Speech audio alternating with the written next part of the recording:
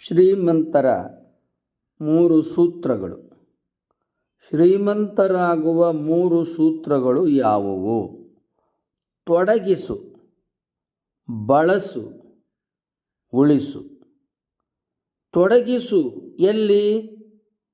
ಬಂಗಾರದಲ್ಲಿ, ಭೂಮಿಯಲ್ಲಿ, ಬೆಳೆಯುವ ಉದ್ಯಮದಲ್ಲಿ.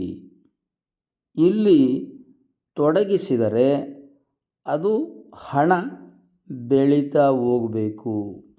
ಇಲ್ಲಿ ಬಳಸಬೇಕು. ನಂತರ ಸಂಪಾದನೆ ಆಯಿತು, ಅದನ್ನು ಉಳಿಸು. ಸಂಪಾದನೆ ಆದದನ್ನು ಖರ್ಚು ಮಾಡಿಬಿಡಬೇಡ, ಅದನ್ನು ಮತ್ತೆ ಉಳಿಸು, ಮತ್ತು ಅದನ್ನು ತೊಡಗಿಸು.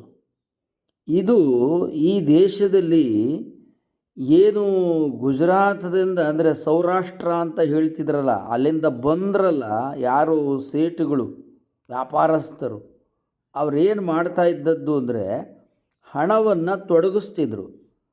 ಬೆಳೆಯುವ ವ್ಯಾಪಾರದಲ್ಲಿ ಹಣವನ್ನು ತೊಡಗಿಸ್ತಿದ್ರು ಮತ್ತು ಸಂಪಾದನೆ ಮಾಡ್ತಾಯಿದ್ರು.